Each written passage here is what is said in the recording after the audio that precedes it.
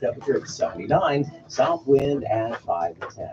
For tonight. Good morning and welcome. Great to have you online this morning. Welcome to the Greg Belfrage Show. We're moments from getting underway, and this is one of the biggest news days that I remember in quite a period of time. I mean, it's been years since I've seen a news day that's been as significant, I think, as what's going on right now. So let's get to it again. Thanks so much for being here. I really appreciate it.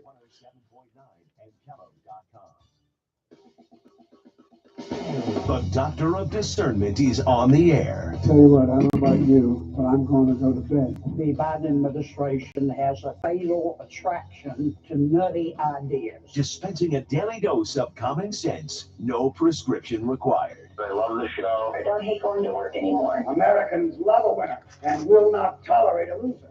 Americans play to win all the time. I don't believe in a no-win scenario. This is the Greg Belfrage. Good morning, my friend. The marketplace of ideas is open. It is great to have you on. Welcome to the Greg Belfrage Show. We're not going to start with the Republican National Convention, certainly significant. More on that coming up. But I think the big story this morning is the number of Democrat voices that are calling on the president to end his reelection bid. Senator Chuck Schumer told the president in a meeting over the weekend that it would be better for the country and the Democratic Party if he ended his campaign. ABC News reported this yesterday. Also, Politico said that Schumer met Biden at his home in Delaware, and Politico said it couldn't independently confirm ABC's account, but you got more and more reports out there that Schumer's office reacting to it and issuing a comment. It's not a denial. You know, they're issuing comment, and it's not a denial. It's really not much of anything. So also we've got Nancy Pelosi, who apparently told the president, "You're dragging down Democrats." This is coming from Politico. So she told the president last week that she and other Democrats worry that he's dragging down the party. This is right from Politico. So this is, a very Democrat-friendly. Politico is very friendly to the Democrats. Pelosi also warned the president that some Democratic lawmakers would start to grow louder in their griping about his political weaknesses, according to two people close to Pelosi. And she urged the president to make a decision about stepping down soon. One Pelosi ally said it was possible she would press Biden publicly to give up his spot at the top of the Democratic ticket. And this person said, the speaker does not want to call on him to resign, but it's going to have to come to that. Don't you think it'll have to come to that? They don't want to call on him, that you've got to resign. They don't want to do it publicly. They're talking to him privately. They don't want to do it publicly. They're hoping he will do it. He won't. He absolutely will not. I've never seen anybody who just absolute steadfast refusal to relinquish power. It's incredible. So that story is at Politico. You got Adam Schiff also joining then in calls on the president to suspend his reelection campaign. Schiff praised Biden's legacy. This is a statement obtained by the Washington Examiner. And Schiff called Biden one of the most consequential presidents in our nation's history, and that his service over the years, his political service, has made our country better. Then he went on to say, but our nation is at a crossroads. A second Trump presidency will undermine the very foundation of our democracy, and I have serious concerns about whether the president can defeat Donald Trump in November. Yeah, they're just really, really worried about whether Joe Biden can defeat Donald Trump. There is also a story this morning, or this was yesterday. This is from Mediaite, again, which is very favorable to Democrats. And Mediaite says they're reporting on, this was a piece that actually was published at Puck. And they said an hour before the shooting, the Donald Trump shooting on Saturday, an hour before the shooting, the president was on a call with it was a Zoom call with moderate Democrats in Washington, and it was not good. Biden reportedly would lose his train of thought and give disjointed responses to questions in a call sources said was even worse than the debate.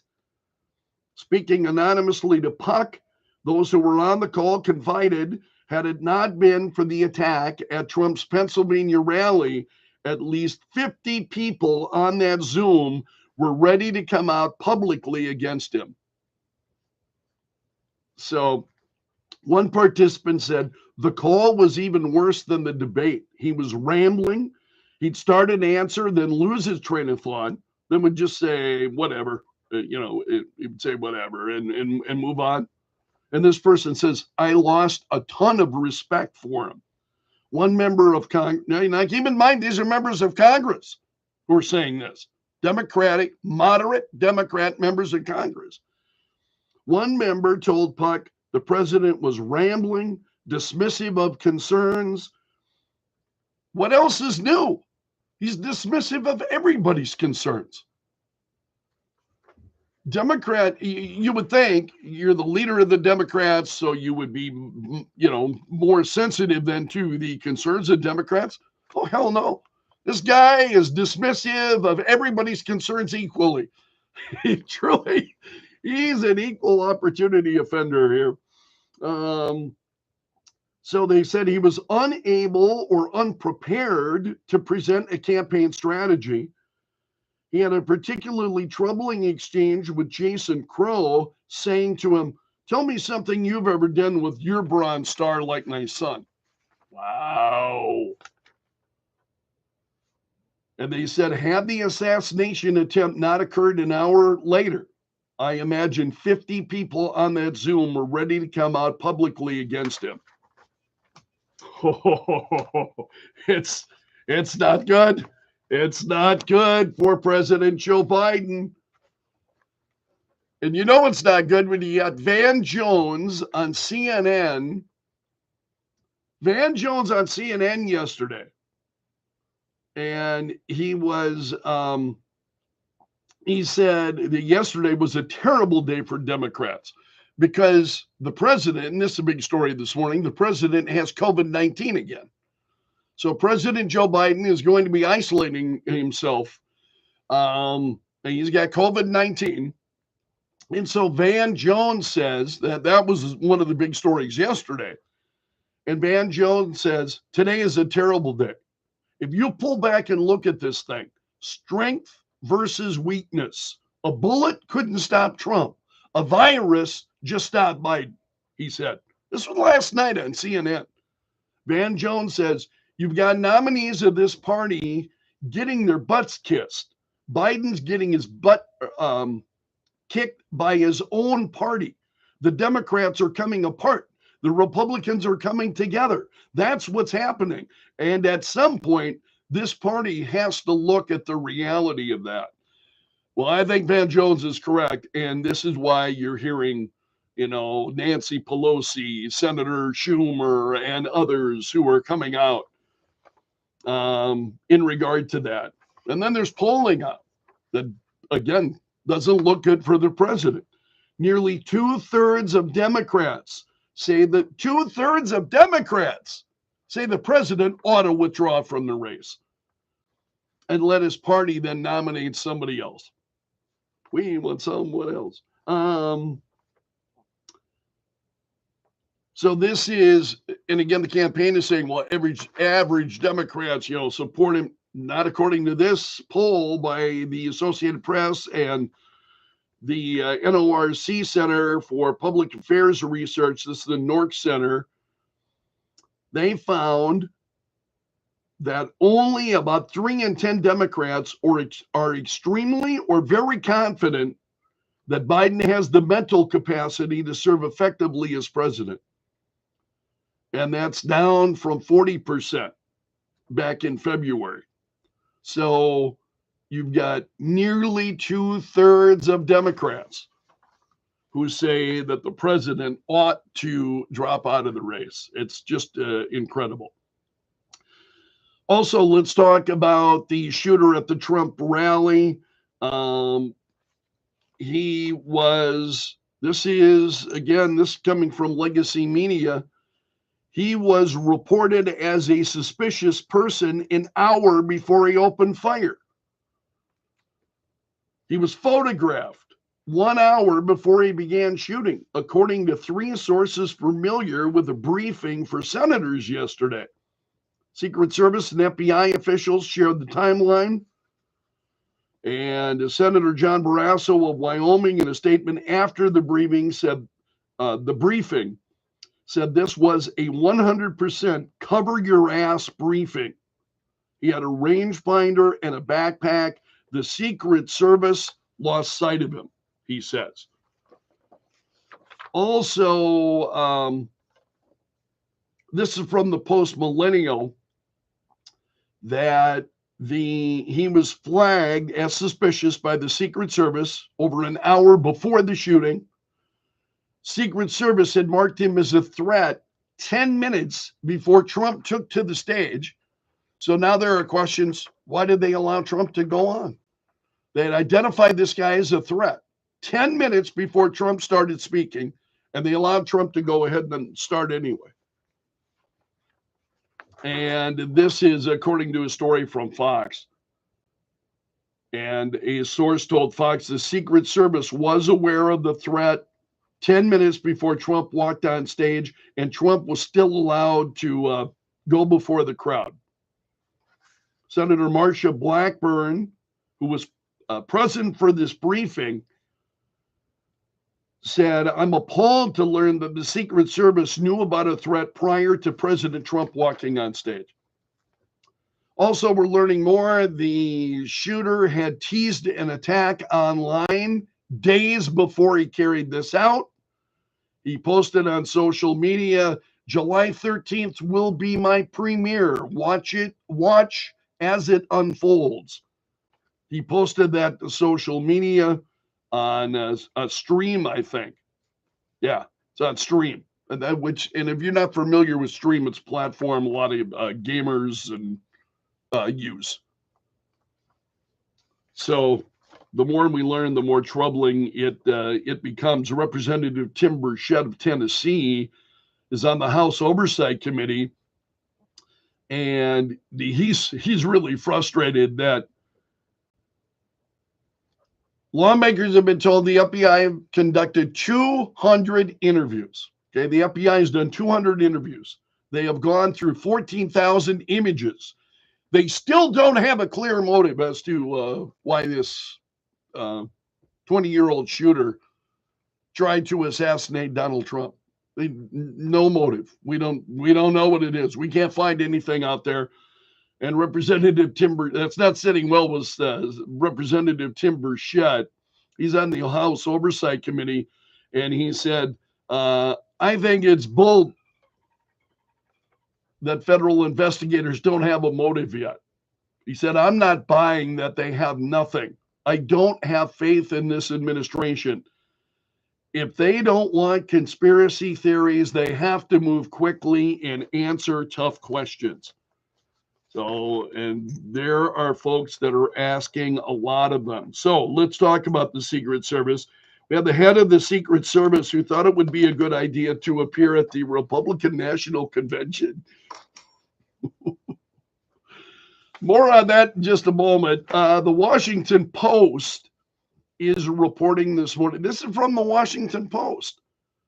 And a lot of these sources I'm using, these are we're talking about Democrats or we're talking about Democrat-leaning news sources. Here's the Washington Post. Local police alerted the Secret Service before Donald Trump's rally on Saturday that they lacked the resources to station a patrol car outside of that building where the gunman occupied it. So local police were stressed, and they said, we don't have the resources to cover this building. They told Secret Service that. Also, ABC News. Secret Service spotted the rally shooter on the roof 20 minutes before gunfire erupted. See, the more we learn, the more troubling it becomes. So he was spotted on the roof 20 minutes before the shooting, and apparently they lost track of it. How in the world does that happen? People in the audience saw him. People attending the rally, they saw him. Full minute and a half. It was more than that. I think it was about a minute 40 seconds that they were, hey, what's this guy doing over here? Also, so speaking of the Secret Service director, she thought it would be a good idea to show up at the Republican National Convention. Yeah, no, it did not go well. So Senator Marsha Blackburn posted a video, and I watched this morning, and it was those of you who know about sharks, the feeding frenzy of sharks when there's blood in the water and they just that's what it was like. That's what it was like. We had the Secret Service director, Kimberly Cheadle, there, and she's walking, and man, she is swarmed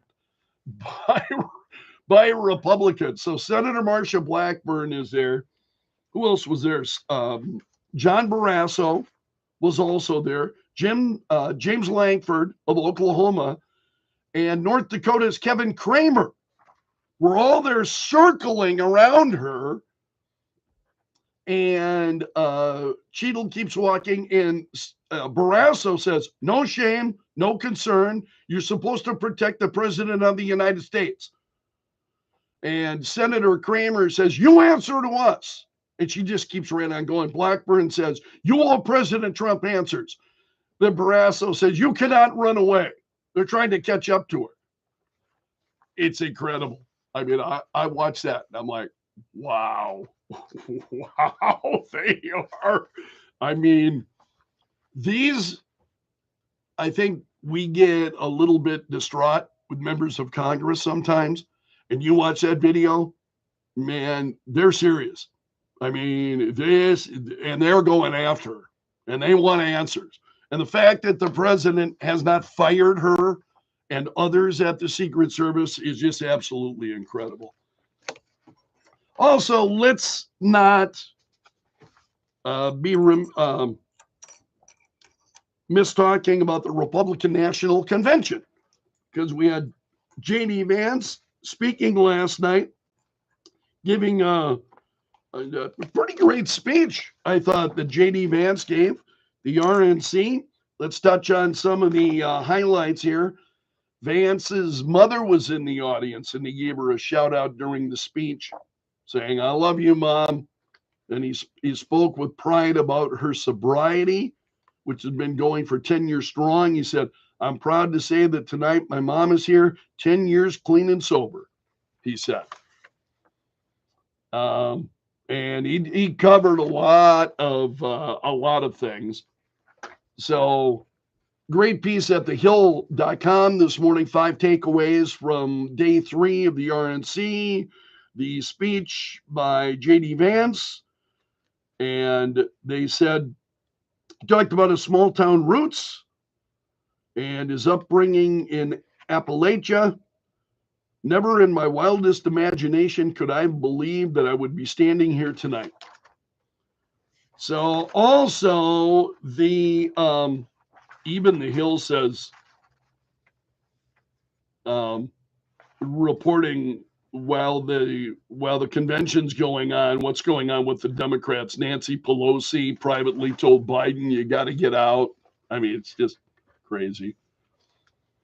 Some of the other takeaways from the convention. I'm juggling multiple stories here that I want to share this with you. And Donald Trump Jr. and his daughter, Hyatt Trump, really kind of stole this stage. And she talked about her grandfather.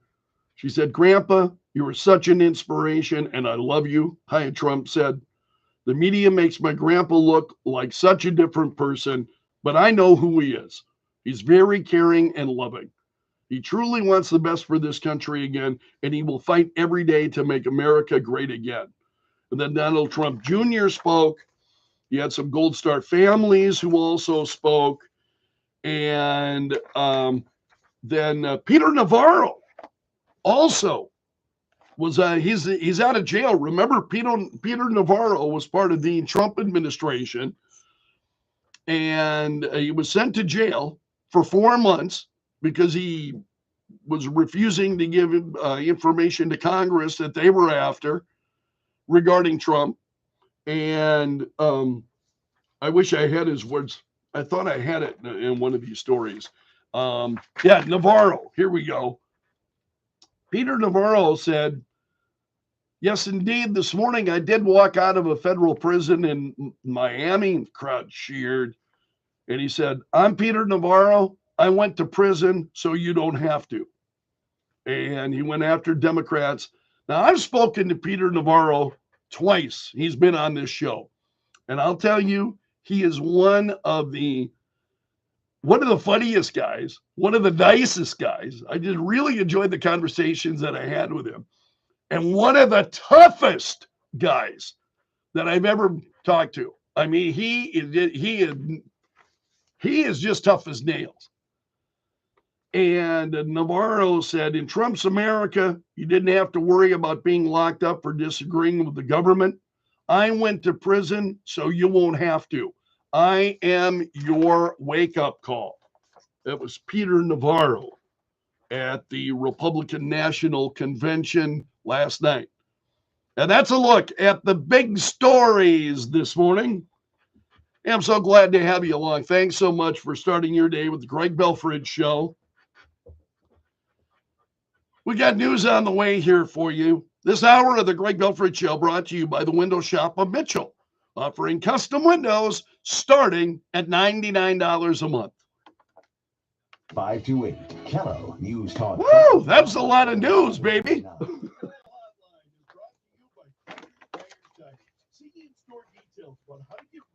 Just a lot of significant events that are going on. I'm trying to put as much in front of you as I can. Biden's at it again. Inflation. Feel like I'm fighting the clock every moment. Try big government control of our Medicare drug benefit. All right, let me get my thoughts here a little bit. They're right. And it's because seniors are already feeling the pain of Biden's drug coverage changes, with almost 2 million sourced from their plans and spiked premiums for nearly 5 million. I talk to myself a lot. Congress wants to expand the Biden Medicare agenda even more. But studies show Biden's plan will restrict access, shrink coverage, and limit availability of needed drugs for all seniors. Thankfully, Senator John Thune is a champion for Medicare drug coverage. Call him at 202-224-3121. Urge him to stop Biden's radical Medicare changes by opposing S-1246 now. Paid for by Seniors for Better Care. We're going abroad for the first time in years. To Spain. But we don't speak Spanish. So we started using Babbel. And started learning Spanish fast. With Babbel, you can start having conversations in another language in just 3 weeks. Babbel's conversational method teaches you real-life words and phrases. And with Babbel's interactive bite-sized lessons, you'll remember what you learned. ¿Cómo te llamas? ¿Cómo te llamas? ¿De dónde eres? ¿De dónde eres? When you learn a language, you want to actually use it. Babbel is designed with that goal in mind. In just 3 weeks, we're starting to have conversations in Spanish. Estoy muy emocionado para ir a España contigo. Aw, he just said, I'm very excited to go to Spain with you. Nos vamos a divertir mucho. And that means we're going to have a lot of fun. Sí. Gracias, Babel. Babbel, language for life. Celebrating 10 million subscriptions sold. Now try Babbel for free at Babbel.com. Just go to Babbel.com and start learning a new language today. That's Babbel.com. B-A-B-B. I'm a little sleepy this morning, so the coffee is going to be important. Get me going. Oh, I got so used to long nights of sleep on vacation last week, so back to much shorter nights of sleep. Partly cloudy, high of 81. South winds 5 to 15. There will be a few widely scattered showers and thunderstorms Friday evening. A little better chance of rain overnight into Saturday morning. From the Storm Center at Kettleland TV. And in Sioux Falls at 6:30, fair skies, 53 currently at Kello. Joe Bowman's in the Kello.com News Center. Coming up, another federal inmate has died at the South Dakota State Penitentiary in Sioux Falls. Also, the West Nile virus has spread to Minnehaha, Lincoln County. Joe will have details on those stories and more coming up at Kello Radio. See, as I get a little bit tired, I start to lose my train of thought. All right. A celebration of what America once was, and with God's grace, what it will soon be again. Former President Trump closes out the convention with his nomination acceptance speech tonight. President Biden is warned by more Democrats he cannot beat Donald Trump in November, including Congressman Adam Schiff from California. He's running for the Senate. He's one of about 20 Democrats who called on President Biden to step aside. This comes as a source familiar tells Fox News Senate Majority Leader Chuck Schumer pushed the DNC to delay its virtual roll call vote to nominate President Biden after several Democrats pushed back. Fox's Ryan Schmelz, President Biden's has what's being called a mild case of COVID. America's listening to Fox News.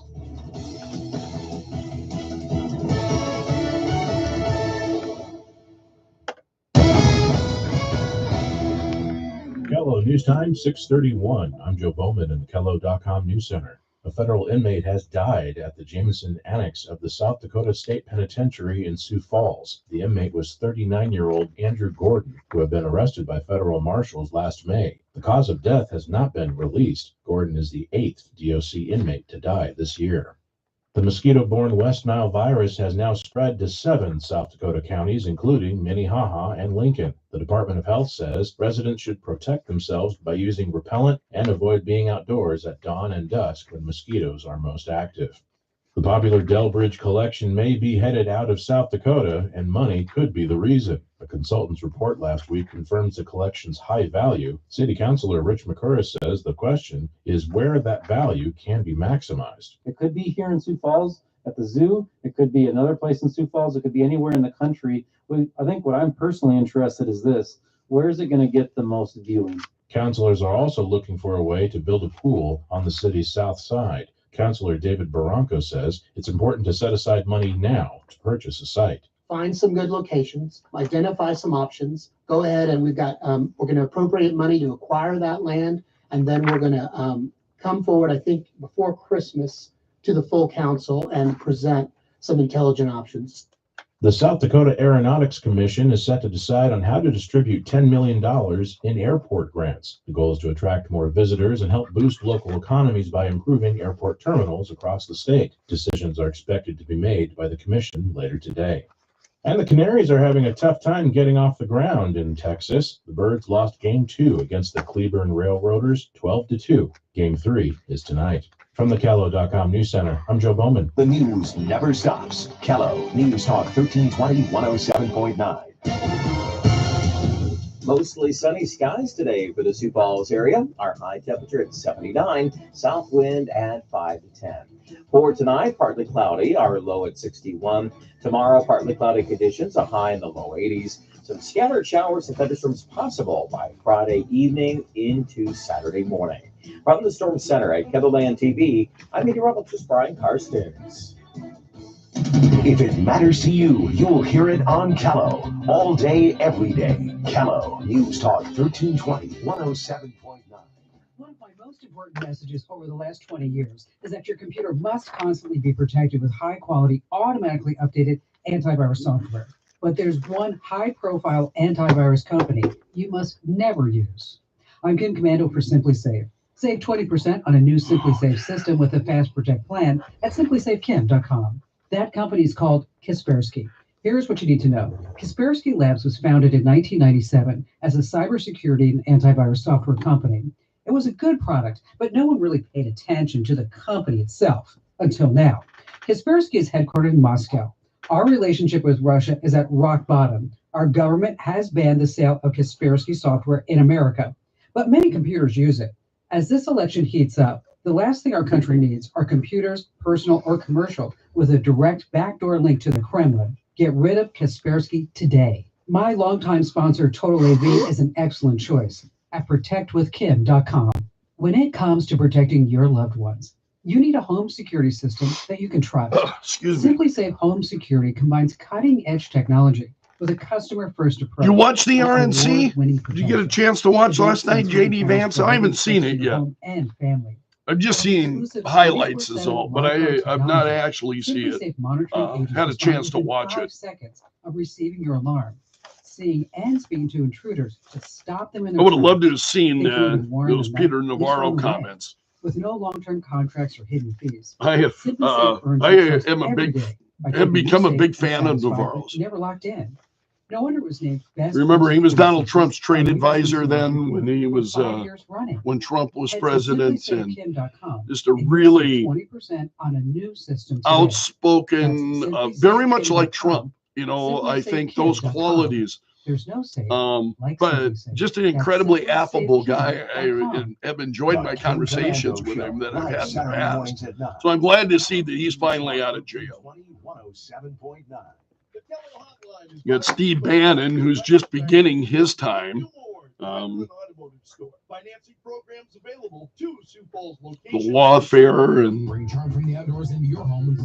trying to imprison, not only Trump, but members of his team. But Navarro is still, man. You're not going to intimidate Peter Navarro. Eric Estrada, best known as Punch on the hit TV series Chips, is coming to Royal River Casino, and 5 lucky guests will get to play a game with him for a chance to win their share of $100,000 in cash. Play to win tickets for the drawing starting July 1st, with the grand prize drawing on September 14th on the casino floor. Guests can only win one time per promotions day. Big transmission problem or minor repair? Takes a specialist to know, and that's why I recommend the specialist at Jim's National Transmission, downtown at 4th and Weber. When you're having transmission problems, it's always best to go to a specialist, because most auto repair places are just going to replace your transmission. And that's going to cost you money. It's going to cost you 50 to 70% more than if you went to a transmission specialist. So do yourself a favor, save yourself time and money by taking your vehicle to the team at Jim's Transmission. They know all the ins and outs of automatic transmission diagnosis. Jim's Transmission is the transmission-only specialist, where transmissions are all they do. You'll find them downtown at 4th and Weber. Check out their website at jimsautotrans.com. You're going to find coupons and specials there and their phone number. So if you want to make an appointment, give them a call today. jimsautotrans.com. That's jimsautotrans.com. Jim's National Transmission, downtown at 4th and Weber. Into South Dakota's most entertaining radio station. Hot here. Or download the free Kello app for your phone. You'll get entertaining talk And news when it happens. It'll help you get caught up at work. Kello, News Talk 1320, 107.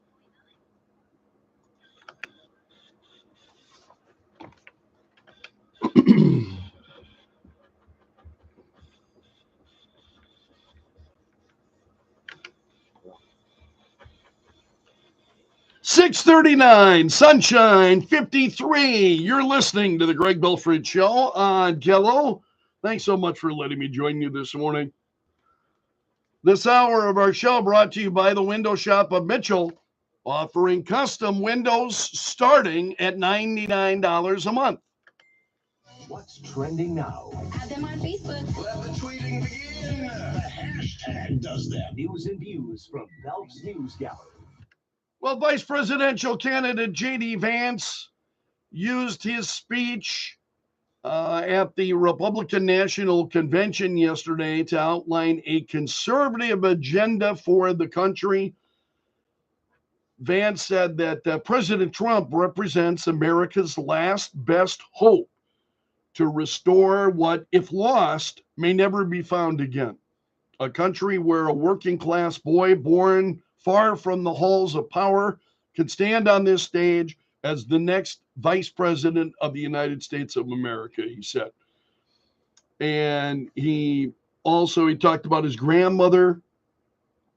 He said, who used the F word often and left loaded guns all over her house. Said, now my mama died shortly before I left for Iraq in 2005. And when we went through things, we found 19 loaded handguns. They were stashed all over her house, under her bed, in her closet, in the silverware drawer. And we wondered what was going on, he said. And it occurred to us that toward the end of her life, she couldn't get around so well. So this frail old woman made sure that no matter where she was within arm's length of whatever she needed to protect her family. That's who we fight for. That's American spirit, he said. And then he touched on some issues as well. He talked about the high price of housing. He also touched on illegal immigration, inflation. He said Joe Biden's inflation crisis, my friends, is really an affordability crisis. And many of the people that I grew up with can't afford to pay more for groceries, more for gas, more for rent. And that's exactly what Joe Biden's economy has given them. And he said, we're done, ladies and gentlemen, catering to Wall Street. We'll commit to the working man. We're done importing foreign labor. We're going to fight for American citizens and their good jobs and their good wages. We're done buying energy from countries that hate us. We're going to get it right here from American workers in Pennsylvania and Ohio and across the country. So those were among the remarks last night by Senator J.D. Vance. Also, we got a growing number of Democrats who are telling the president that he should reconsider and end his re-election bid. Senate Majority Leader Chuck Schumer reportedly had a private weekend meeting with the president. And this is coming from ABC's Jonathan Karl. He said, I'm told Chuck Schumer had a blunt one-on-one conversation with Biden Saturday afternoon. Schumer forcefully made the case that it would be best if Biden bowed out of the race. Hakeem Jeffries has expressed a similar view to Biden. According to a source familiar, a Jeffries spokesman tells me the letter sent by leader Hakeem Jeffries to his House Democratic colleagues speaks for itself. Was a private conversation that will remain private. So the letter does, yeah. And we've touched on that. Now we've got also Representative Adam Schiff is calling on the president to suspend his campaign. Our nation is at a crossroads, he said. A second Trump presidency will undermine the very foundation of our democracy, and I have serious concerns about whether the president can defeat Donald Trump in November. Schiff said the choice to withdraw from the campaign is President Biden's alone, but he said he believes it's time for Biden to pass the torch. And then Schiff saying, he would do everything he can to try to help Joe Biden succeed. Also trending this morning, Donald Trump's would-be assassin got the day off on Saturday, told his boss he needed the day off. He had something to do. That's what he told his employer. So he was scheduled to work on Saturday, but he told his boss, yeah, he had something to do. Now, as we talk about the shooting, Puck has this story. Apparently, an hour before the Trump shooting, President Biden was on a Zoom call with moderate Hill Democrats. Took place less than an hour before the assassination attempt against Trump. And Puck says, and these are folks that were part of this conversation. These are moderate Democrats on Capitol Hill who were part of this call and now are speaking anonymously to Puck. And they say there were at least 50 people on that Zoom. They were ready to come out publicly against him. One said the call was even worse than the debate. He was rambling. He'd start an answer, then lose his train of thought, then would just say whatever. That's what he would say. And he says, I lost a ton of respect for him.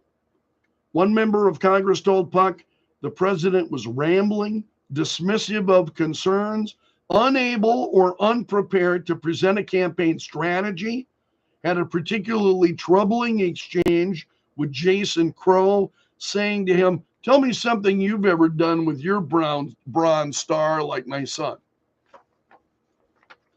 It's a guy who cannot stand criticism, right? You understand this? These are coming from people within his own party, and he is as intolerant of criticism from Democrats as he is from anybody else. Just absolutely incredible.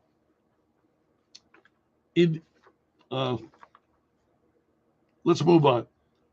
House Speaker Mike Johnson is calling for Secret Service Director Kimberly Cheadle to step down.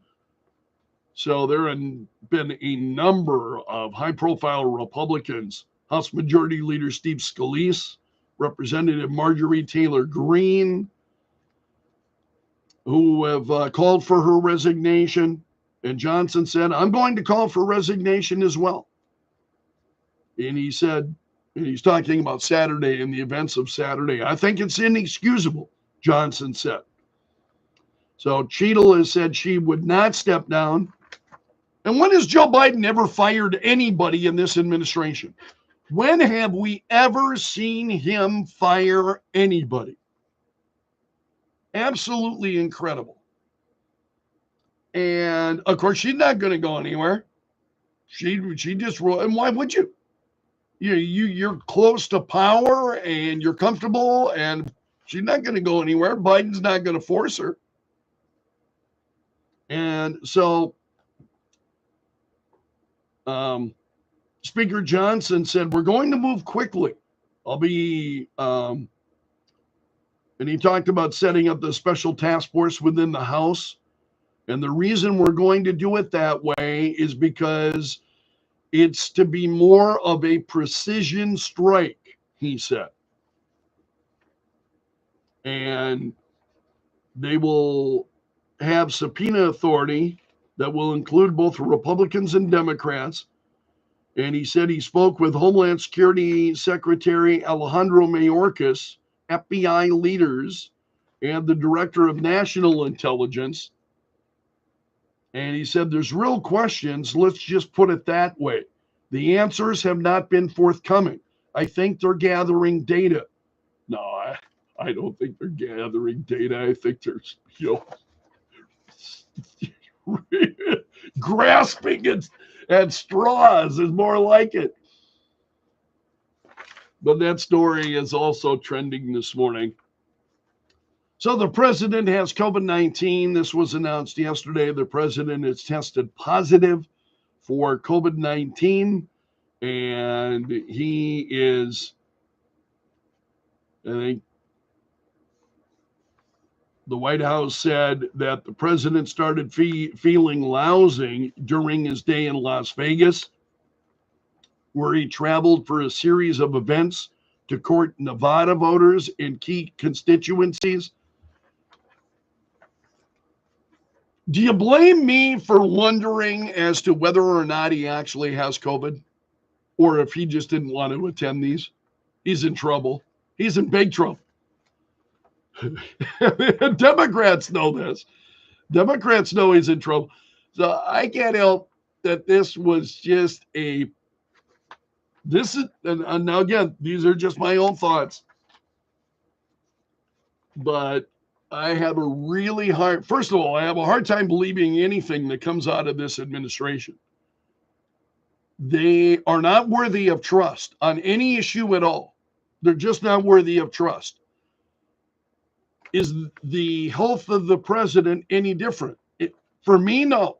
I don't trust them. I don't believe that that's actually true. I think it's probably more likely that he's in trouble, and given this disastrous, again, now the calls are resurfacing for him to step down, and it's just, the guy's in trouble. He is hanging on for his political life. So the Democratic National Committee is moving ahead with the controversial plan then to virtually nominate the president ahead of the Democratic convention in Chicago next month. That has been an ongoing story. We'll see as to whether or not that occurs. There are a growing number of Democrats who are saying, no, it should be at the DNC. And you can't blame them for feeling that way. And I just watch that as a Republican. I watch that and I think, oh, gee, shocking that they just want to have a virtual vote. They don't want to actually give people a choice. We're just going to do it virtually, and we're going to get it done with as soon as possible and try to. What else is new? That's the Democrat approach to everything. Do it as fast as you can. Incredible. Also, there's a video, you may have seen this for those of you who frequent social media. A Trump supporter captured video of Trump arriving at the hospital moments after he was shot. So this is Rick Forster told Fox News that he and his wife were in the same hospital where Trump was taken following the shooting. And so you can see the Secret Service vehicles pulling up to the hospital, and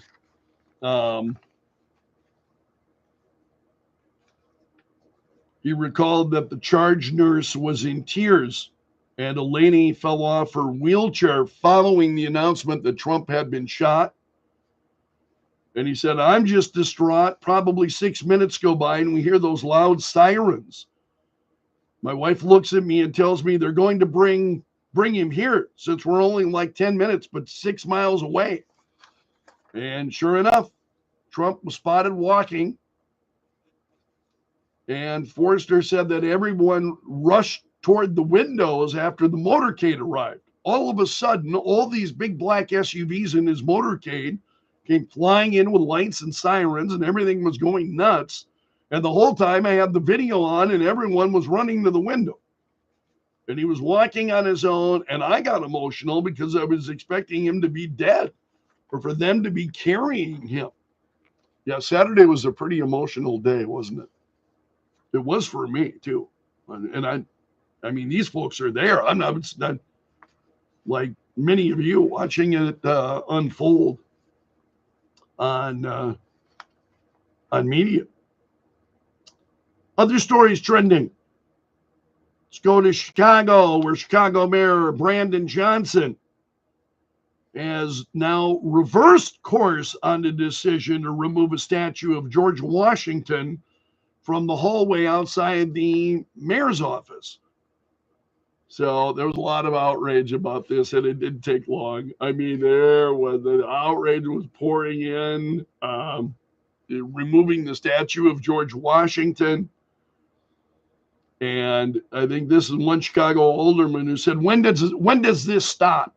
The redoing everything and eliminating everything. I just don't get it. He's George Washington. He risked everything. We are who we are because of this man. And so then later Johnson's office reversed course and said it's not coming down, staying right where it is. In other stories, the Bear has broken a record with 23 Emmy nominations for its The Bear is a show on FX. Holds the most nominations ever by a comedy series. The previous record was 30 Rock.